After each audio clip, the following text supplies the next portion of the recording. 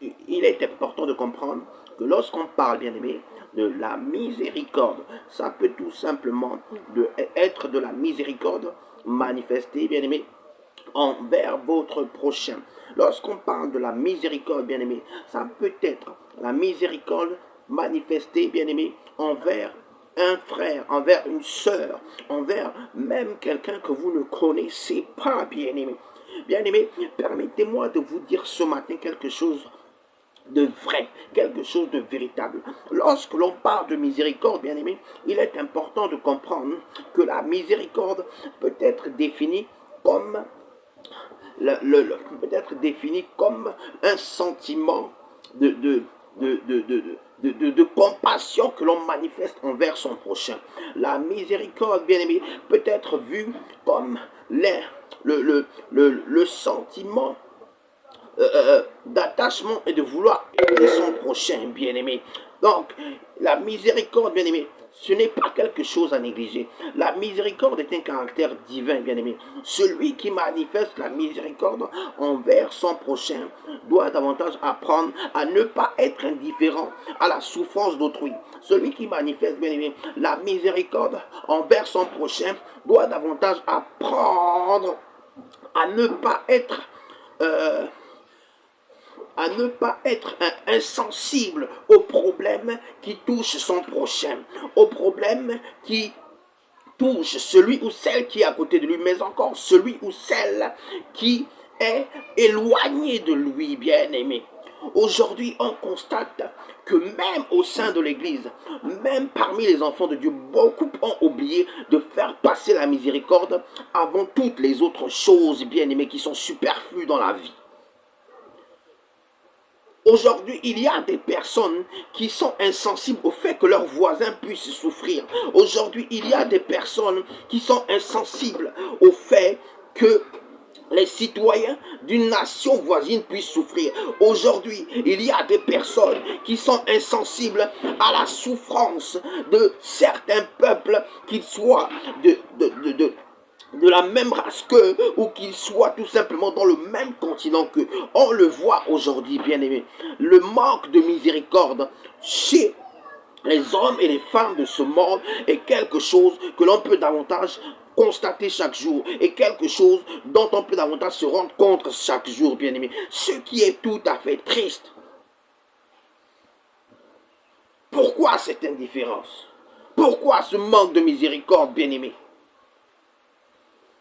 Tout simplement parce que la majorité d'entre nous avons oublié ce qui est le plus important, comme l'a dit Jésus, comme nous l'a rappelé Jésus, c'est-à-dire la miséricorde.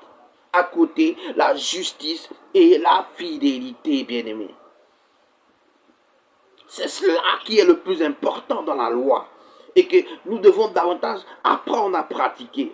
Sans négliger les autres choses, sans négliger la dîme, sans négliger les offrandes, bien-aimés. Le monde va mal aujourd'hui, tout simplement parce que l'homme a perdu sa sensibilité. L'homme n'est plus, dans la majorité des cas, sensible à la souffrance d'autrui.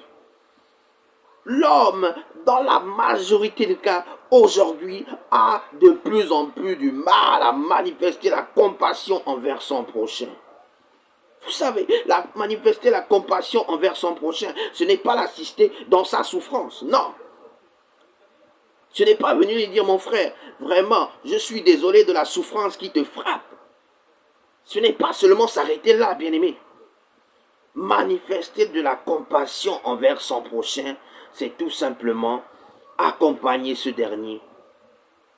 Accompagner ce dernier et eux dans la souffrance qu'il vit, mais également aider à atténuer cette souffrance.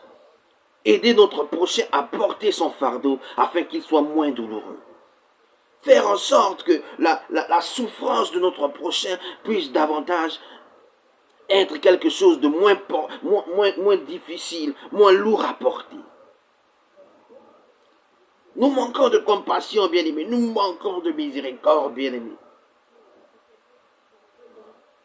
Non seulement nous manquons de manifester la miséricorde, mais aujourd'hui, beaucoup, bien-aimés, ont du mal à appliquer la justice, ont du mal à vivre dans la justice, ont du mal à véritablement soutenir la justice, ont du mal à défendre la justice, à se battre pour la justice. Pour beaucoup, bien-aimés, la justice, ce n'est plus le plus important.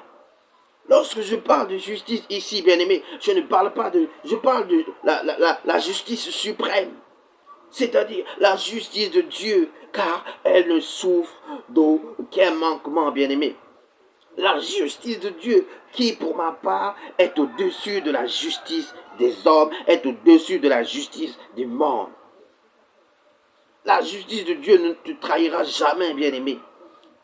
Voilà pourquoi tu dois apprendre à savoir vivre selon la justice de Dieu.